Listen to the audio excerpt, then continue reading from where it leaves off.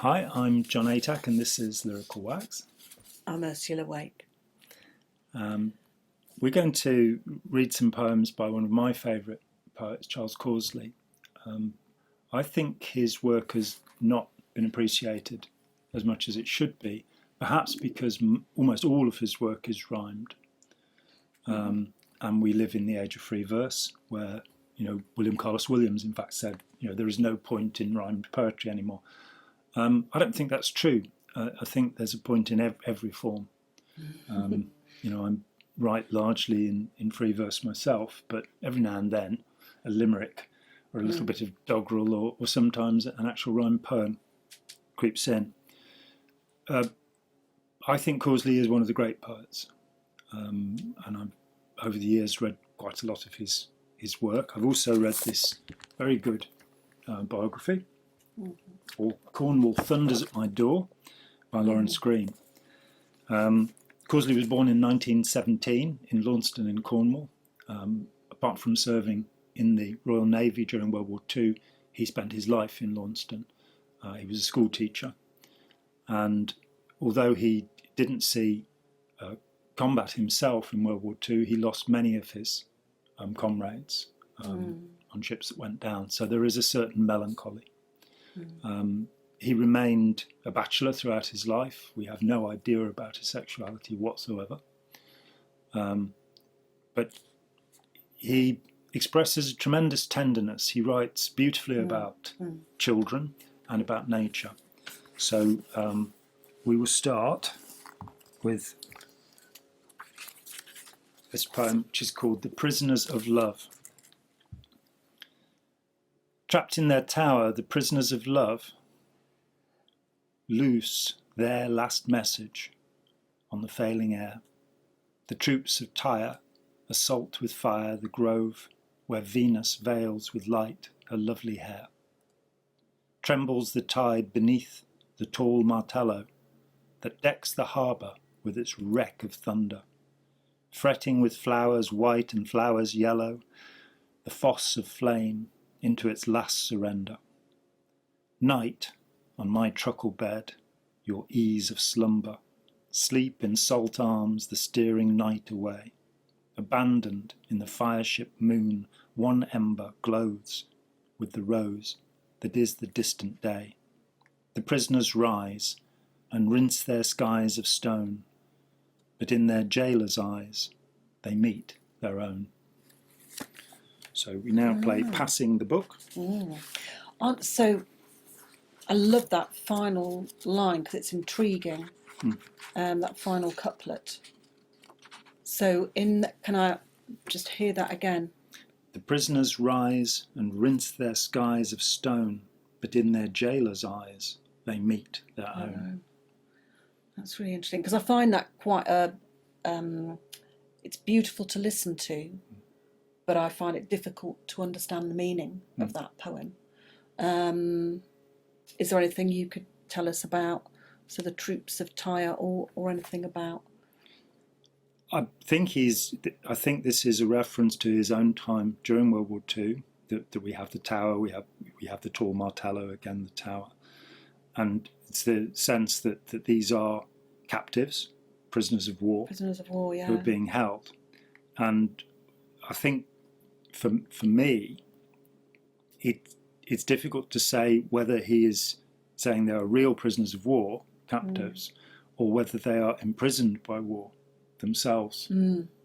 Sailors in this case, waiting to go forward. And so in their jailer's eyes they meet their own, that they have possibly made the decision to be there.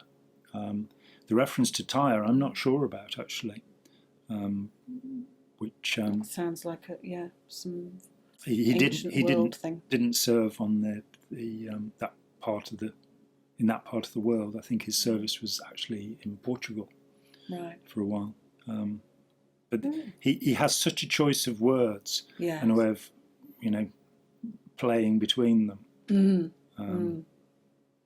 It's very beautiful. Yeah, it's a lovely boy. We like him.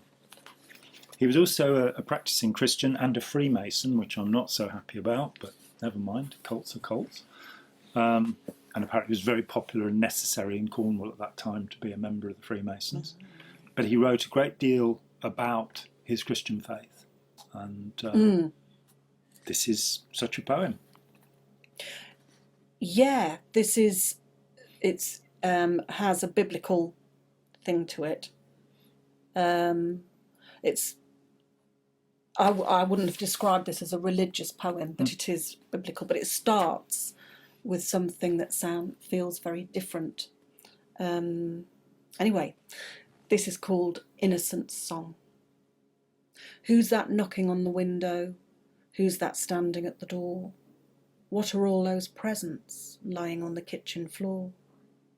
Who is the smiling stranger with hair as white as gin? What is he doing with the children, and who could have let him in? Why has he rubies on his fingers, a cold, cold crown on his head? Why, when he calls his carol, does the salty snow run red? Why does he ferry my fireside as a spider on a thread, his fingers made of fuses and his tongue of gingerbread?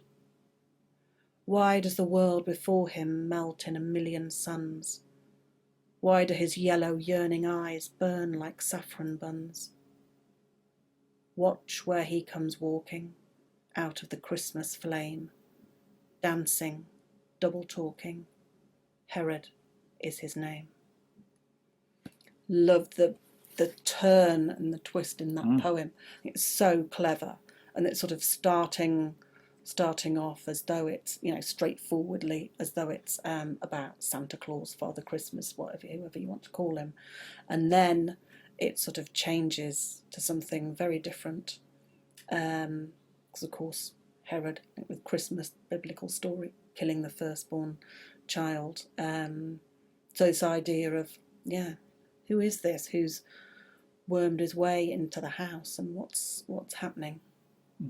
Also, just one little point about why do his yellow yearning eyes burn like saffron buns? Saffron buns are a very Cornish thing to eat. I couldn't think of the word. I was getting a Cornish type of fare. They're a Cornish thing. Yeah, they are. And Herod supposedly kills all children under the age of 2 just to make sure. As we can make the point that the grave has not been found. That would have been quite a lot of children. There is no historical reference to it. However, there is a similar incident in the Old Testament, and many things in the New Testament reflect prophecies from the Old Testament and seek to bring them into line. He brings it into Cornwall now, and that's the thing about his faith, that he is, as far as I understand it, a pretty regular sort of Christian, going to church every Sunday. But he is observant. He means his Christian faith, and I think that does come through. But he's exploring whether we are understanding these ideas. So again, by saying, well, yes, we have Christmas and Santa, which is of course a much later idea. What happens immediately afterwards is the Massacre of the Innocents, and maybe we ought to think about that a little bit and be a little bit more conscientious about what, the way we treat children in the world. Yes, I see what you mean about why it's a religious poem. Yeah, I was sort of thinking of it.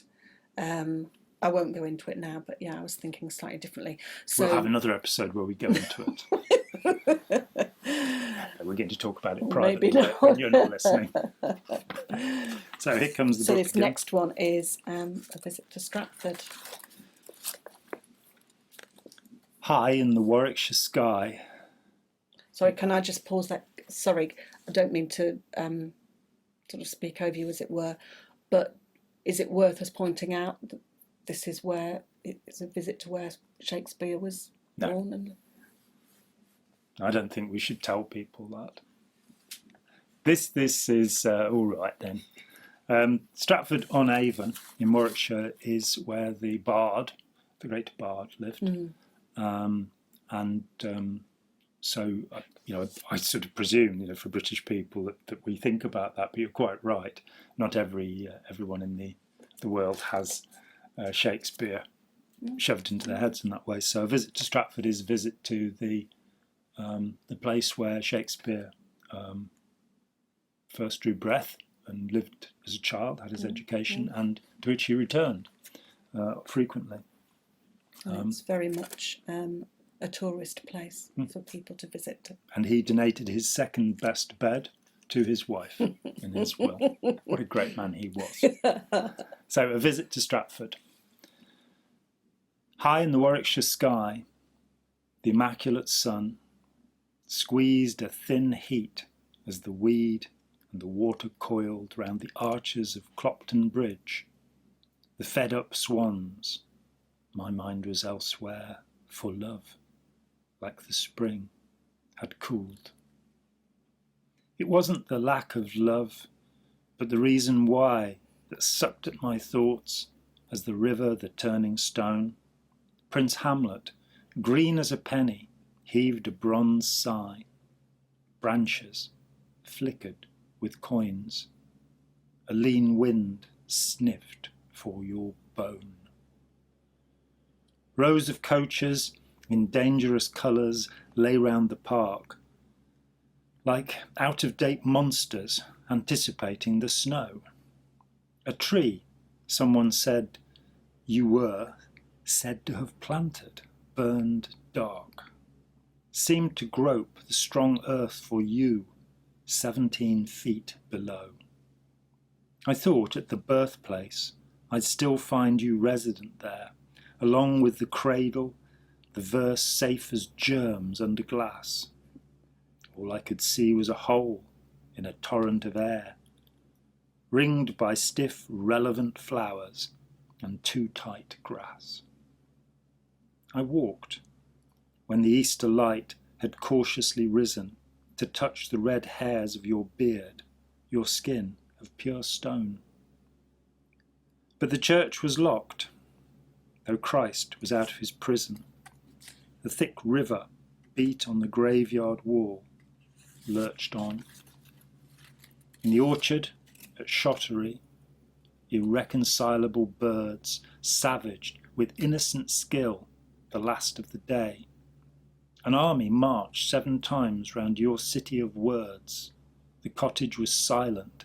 The sad, frantic ghosts were away, returning to Cornwall with nothing, as usual, to tell. I slept and half slept, and the trembling fire blazed clear. The heart, in its zoo of ribs, healed. The soft night fell, and a voice, it was your voice, spoke with the evening bell. Why do you travel so far for what is most near? The smallest coin in your purse buys what is most dear. I love that. I can really relate to his disappointment. You go and visit somewhere linked to somebody who perhaps you revere, you're really interested in, and then it's this shoddy, shabby, tacky place full of nothingness. For many years, I had my hair cut by Bob the Barber, not to be confused with Bob the Builder. And he wasn't the best of hairdressers, let's be honest, but it was always fun to... I'm sure you're great, Bob. Hearing him savage people. He's now sometime retired. But he told me that he had been an ardent Christian and visited the Holy Land, but nothing had happened. No miracles had occurred when he went to the sacred places. So the disappointment, and he, would therefore, if a vicar came in to have his hair cut, he would be absolutely vicious towards him. It was great fun, but I get a better hair quality. Some of haircut. people do enjoy a grudge, don't they? He was wonderful. This is called To a Poet Who Has Never Travelled. As I rose like a lover from the ravished sea, my cold mouth stuffed with jewels and with sand, the fire falling at my hair and hand, her mother the moon waiting for the fee, I saw you lying by the listening tree. The infant pain lay sleeping at your side, rocked by the naked fingers of the tide, but you saw not my shaking ship, nor me. I spread my sweating sea charts at your knee, my rooted tongue burgeoning apes and roses. As noon the sally port of morning closes, my crew hallooing at the drunken quay. My bonny bark was sundered at your door. You smiled, for you had seen it all before. I think this is a really good description of that idea of the life of the mind being what matters. And certainly to Causley, as you say, he was born and bred and lived and died in Launceston, which is not a big town. And we've already heard how disappointed he was when he left Cornwall to go to Stratford-on-Avon, but wrote a huge amount of poetry, very high quality. And I love this as a description of, somebody doing this, that and the other, going to sea and away from Cornwall to do that. But it doesn't matter what happened, you smiled, for you had seen it all before. Certainly had. So that takes us to... John's now going to read Ballad of the Bread Man. If we can find it. What page are we at? 154. So again, this is a reflection upon his religious belief and trying to bring a different perspective, trying to get us to look at the heart of that belief, really. Yeah. I may weep during the course of this. It does happen sometimes. The Ballad of the Bread Man. Mary stood in the kitchen, baking a loaf of bread. An angel flew in through the window. "We've a job for you," he said. God in his big gold heaven, sitting in his big blue chair, wanted a mother for his little son, suddenly saw you there. Mary shook and trembled. "It isn't true what you say." "Don't say that," the angel said. "The baby's on its way." Joseph was in the workshop, planing a piece of wood. "The old man's past it," the neighbours said. "That girl's been up to no good." "And who was that elegant fellow?" they said, "in the shiny gear?" The things they said about Gabriel were hardly fit to hear. Mary never answered. Mary never replied. She kept the information like the baby, safe inside. It was election winter. They went to vote in town. When Mary found her time had come, the hotels let her down. The baby was born in an annex next to the local pub. At midnight, a delegation turned up from the Farmers' Club. They talked about an explosion that made a hole in the sky, said they'd been sent to the Lamb and Flag to see God come down from on high. A few days later, a bishop and a 5-star general were seen with the head of an African country in a bulletproof limousine. "We've come," they said, "with tokens for the little boy to choose," told the tale about war and peace in the television news. After them came the soldiers with rifle and bomb and gun, looking for enemies of the state. The family had packed and gone. When they got back to the village, the neighbours said to a man, "That boy will never be one of us, though he does what he blessed well can." He went round to all the people, a paper crown on his head. "Here is some bread from my father. Take, eat," he said. Nobody seemed very hungry. Nobody seemed to care. Nobody saw the God in himself, quietly standing there. He finished up in the papers. It came to a very bad end. He was charged with bringing the living to life. No man was that prisoner's friend. There's only one kind of punishment to fit that kind of a crime. They rigged a trial and shot him dead. They were only just in time. They lifted the young man by the leg. They lifted him by the arm. They locked him in a cathedral in case he came to harm. They stored him safe as water under 7 rocks. One Sunday morning he burst out like a jack-in-the-box. Through the town he went walking. He showed them the holes in his head. "Now do you want any loaves?" he cried. "Not today," they said. That's a really interesting one, isn't it? Yep. Because it's told in that upbeat way, but and the pace of in terms of sort of the poetic structure, the pace of it is fast and goes with the upbeat tone, and yet there's some, pretty poignant stuff. Poignant and grim bits. So this next one I'm going to read is a translation made by Charles Causley of a poem by Garcia Lorca. So as well as being a fine poet, he was an accomplished translator. At some point soon we'll have a bonus episode about poetry and translation. But for now, this is simply a reading of Song of the One Wounded by Water. I want to go down to the well. I want to climb the walls of Granada, to witness the heart entered by the dark stab of the waters. The wounded child was keening beneath a crown of hoarfrost. Pools, cisterns and fountains lifted their swords to the air. Ah, such a tempest of love, such a cutting edge, such nocturnal murmurings, such a white death, such a wilderness of light submerging the sands of the morning. The child lay alone, the city asleep in his throat. A water shoot from his dreams fends off the sea wrack's hunger. The child and his agony face to face were two green showers entwined. The child was stretched on the ground, his agony curved about him. I want to go down to the well. I want to die my death by small mouthfuls. I want to cram my heart with moss, to see the one wounded by water. There you go, so that's translation. Because we're having to pass the book, this has become a little bit involved. It's 1:14:09. I'm going to leave you. You wrote it, the things. I'm going to leave you to find it. Yep.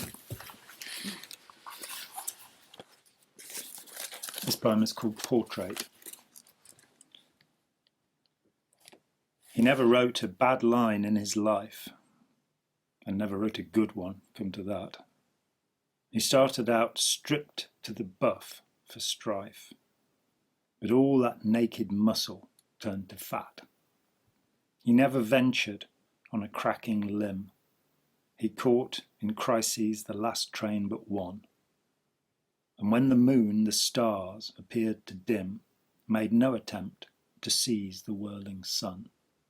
He blundered, roaring, through the silent wood.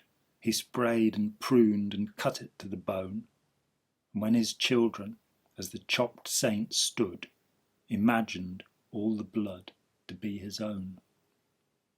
He rode to battle on a clanking horse, with similar rage fell on the weak, the strong, gazed on the bursting dead without remorse, and ate his supper up, sang a loud song. In letters 8 feet high I watched him tell the secret history of his bleeding heart. Ice moved beneath his feet, and when snow fell, he slowly tore its mysteries apart.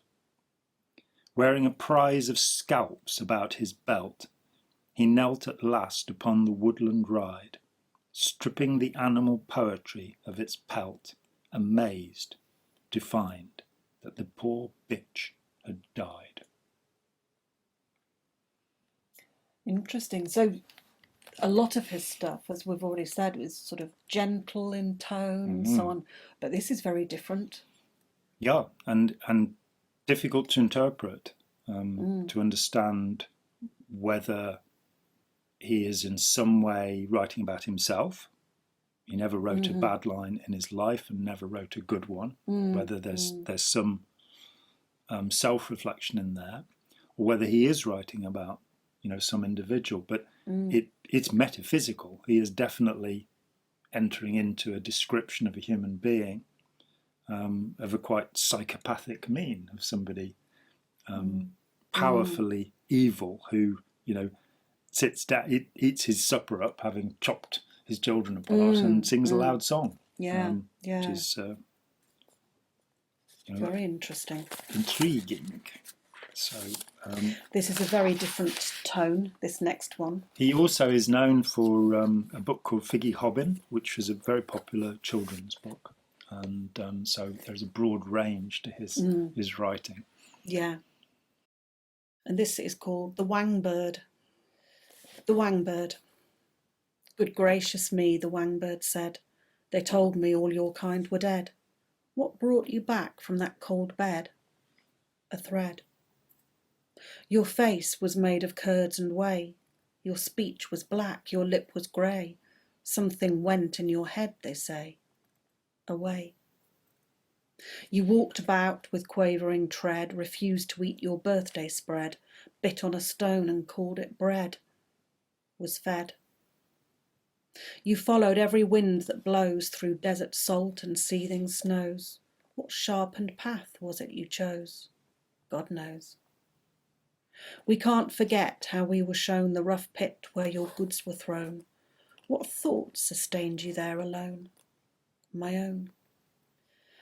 Perhaps your weakness you'd have shed if only you had gone and wed. Look at young Harry, look at Fred. Looking, I said. And looking at you, dear old thing, is that a canker on your wing? And why do you no longer sing? Why is your tongue so stale, and why so limp and lustreless your eye? And why do you no longer fly? Furious, the Wang Bird stopped his spiel and cried, If that's the way you feel. A last feather fell from his head. Not me, he said, and fled. That's one of those really interesting ones. I find a lot of his poems hard to understand, and we've come across a few in just the tiny smattering we've chosen for today. So there's something casual, almost flippant, but something else very different being said there as well. And I think a lot of his, for that reason, bear a lot of reading as well as listening to this right now, bear a lot of revisiting and thinking, and people will come to all sorts of different conclusions about what they're about, which is fair enough.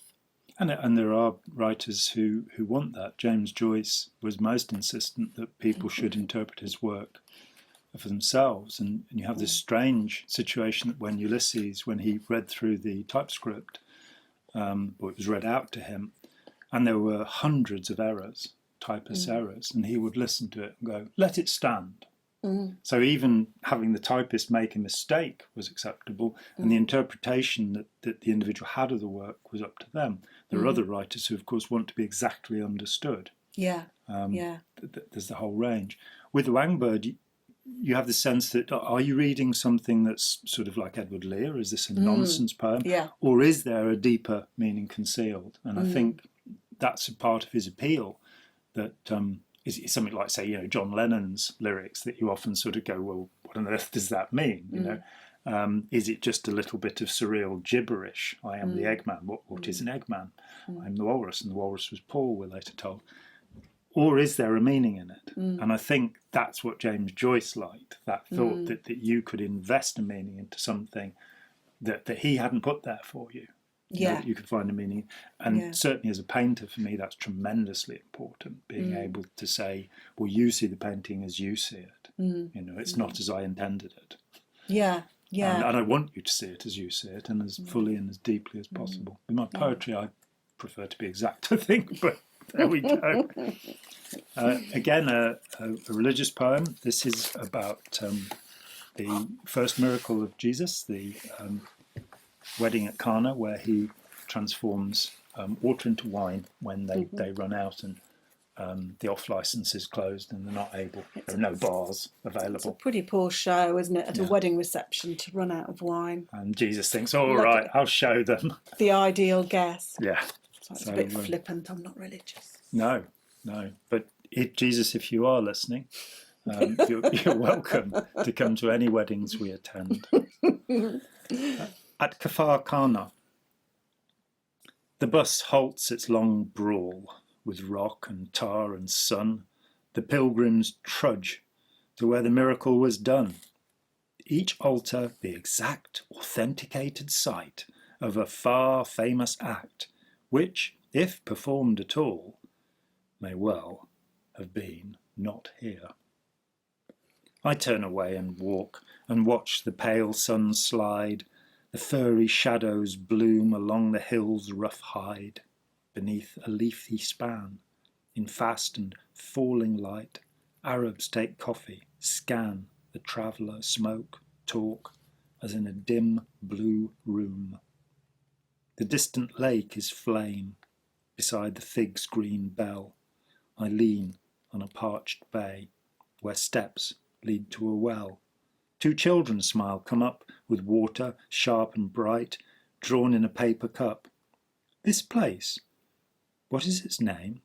Kfar Khana, they say, gravely resuming free, pure rituals of play, as pilgrims from each shrine come down the dusty way, with ocean-coloured glass, embroidered cloths, none white, and sunless bits of brass, where children changed for me well water into wine. I like that. Yep. And the So, heat, it's Souls Day. which is Lovely. right there. I can do it more easily on my... Thank you. Quite all right. Thank you.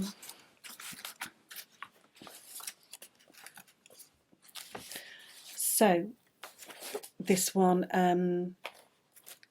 is another metaphysical one. It's called On All Souls Day. Last night they lit your glass with wine and brought for you the sweet soul cake and blessed the room with candle shine for the grave journey you would make. They told me not to stir between the midnight strokes of 1 and 2, and I should see you come again to view the scene that once you knew. Good night, they said, and journeyed on. I turned the key and, turning, smiled, and in the quiet house alone, I slept serenely as a child. Innocent was that sleep, and free, and when the first of morning shone, I had no need to gaze and see if crumb or bead of wine had gone. My heart was easy as this bloom of waters rising by the bay. I did not watch where you might come, for you had never been away. For you have never been away.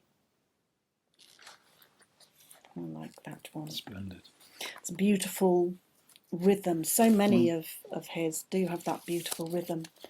Because I'm not very familiar with Charles Causley, when I was choosing ones for me to read out, I went through the index and had a look at and shows sort of based on not entirely based on titles, but I thought, oh, I like the look of these titles, and then they were intriguing me or whatever, or I thought there might be something interesting, so I went and then had a look at the poems. So, but a lot of the ones that I like have got that real just beautiful rhythm, because I don't often go for rhyming poetry. No, I mean, I don't. I tend to write and read free verse, but Causley, to me, is just captivating. I've played the drums only for the last 50 years now, and the sense of rhythm in all things becomes extremely significant. And of course, as a drummer, you deal with syncopated rhythms, not simple, straightforward rhythms. And Causley is a master of rhythm, which has become rare, I think, among poets. And rhythm is a pulsing, necessary force. We tend to just come back into dee-dum, dee-dum, dee-dum, the iamb, that sort of rhythm that people often just fit into that. Most of Shakespeare is written in this way. Much poetry is written this way. So it's interesting to find a poet who seemed to have a more jazz-like understanding of rhythm, that he is able to play with rhythm a little bit more than most people do. I must say that as a poet, I never deliberately approach a poem from the point of view of a syncopated rhythm, or I don't use the bossa nova beat. Though, of course, accidentally that will happen if you're sort of thinking about Desfinado or Insensitans or Girl from Ipanema. You might start doing those 11s and 17s without even thinking about it. But this is not bossa nova. This is on Launceston Castle, which of course was a place that he saw very frequently during his life. Winded. On this blue stack of downward drifting stone, the unwashed sky a low-slung blanket thick with rain, I search the cold, unclear vernacular of clay, water and woods and rock, the primer of my day. Westward, a cardiograph of granite, Bodmin Moor, its sharp, uncertain stream knifing the valley floor. Ringdove and jackdaw rise over the Black Boy's bell, circle in jostling air, the town's stopped carousel. The quarry's old wound, plugged with brambles, is long dry. Dark bands of ivy scale, the torn school, lichens try the building on for size. Beyond the weir, a rout of barrack-tinted homes cancels a meadow out. Down from the ribbled hill crest, comas of grasses ride, poppy, valerian, bleed by the lean lakeside. Allotments in a slum of weeds and willows keep scrupulous house.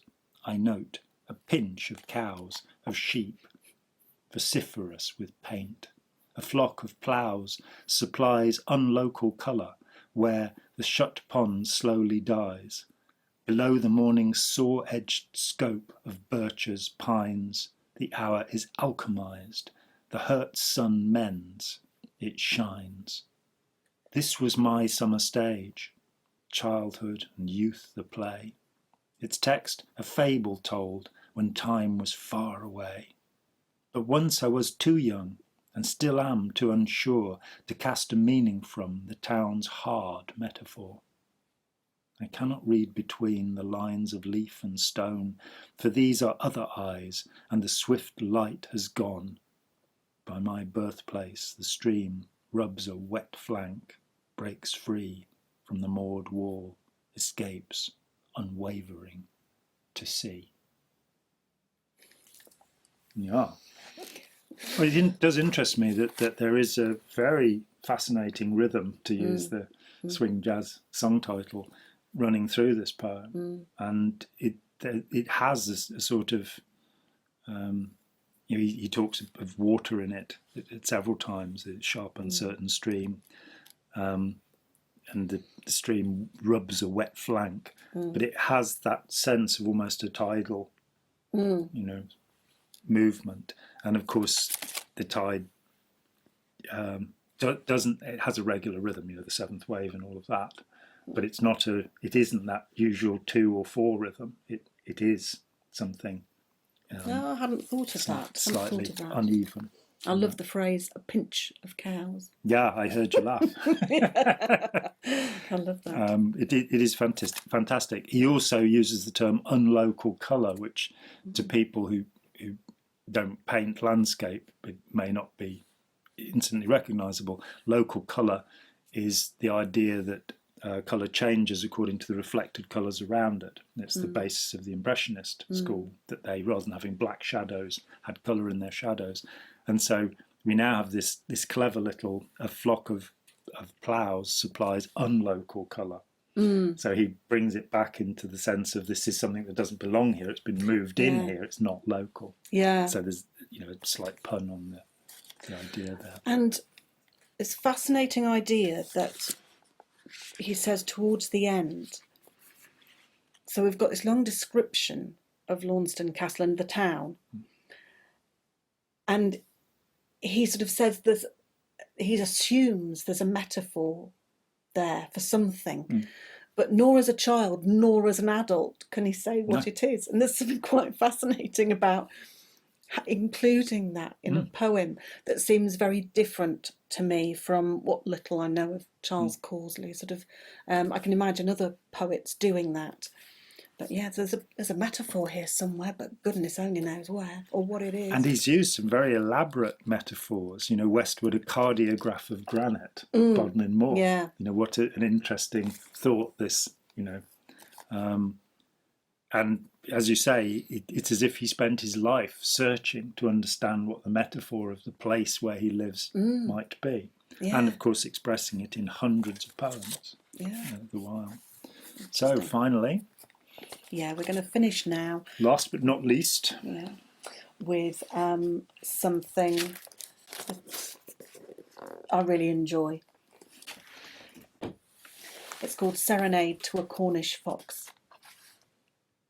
As I sailed by the churchyard all on my wedding day, the bells in the seasick steeple leaned over the side to say, "Hurry to harbour, sailor, fetch the parson by noon, or the fox will lie with your lover under the mask of the moon.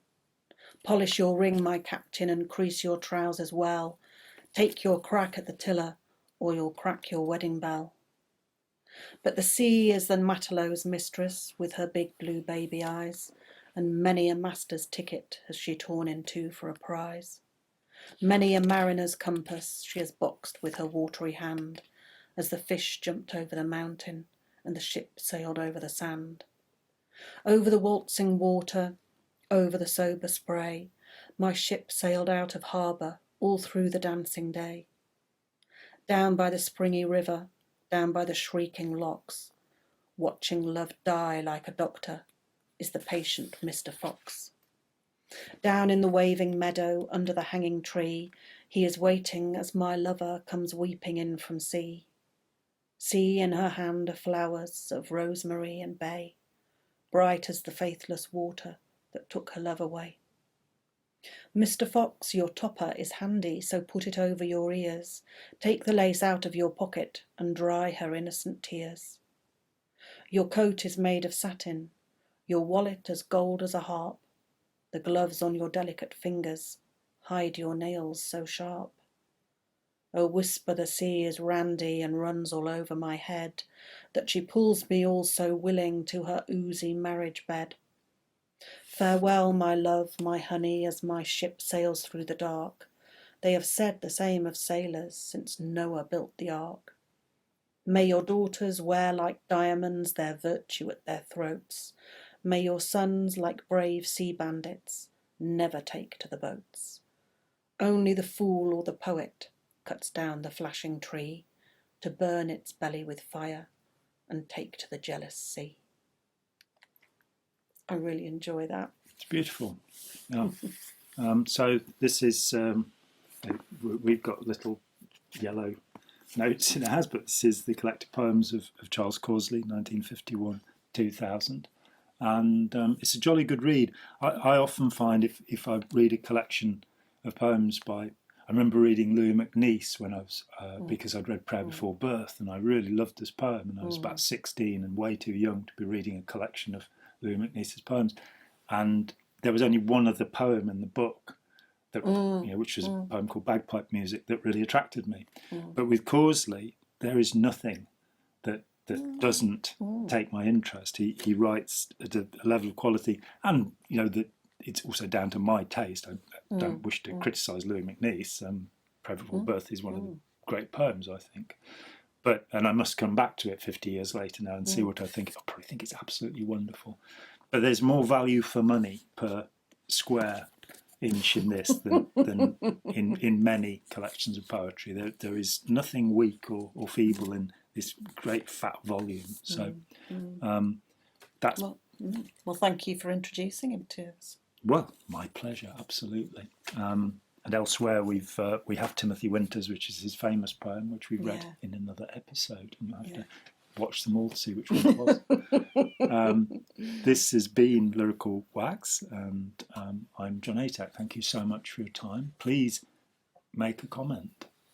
Absolutely, please. And I'm Ursula Wake, and this has been Lyrical Wax. Thank you very much for your time. Goodbye.